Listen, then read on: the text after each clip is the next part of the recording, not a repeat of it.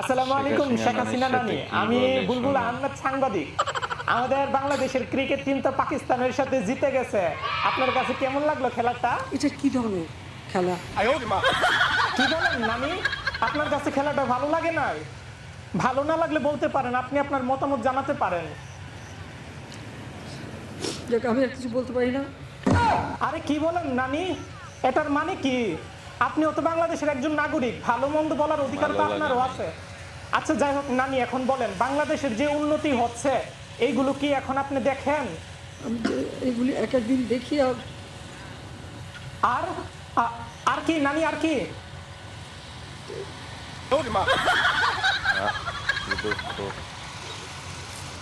আরে আরে নানি কই যান? ব্যাপারটা তো আমি বুঝলাম না। উন্নতি হইলে মানুষ খুশি হয়, আর আমাদের শেখ হাসিনা নানি কান্না করলো কেন?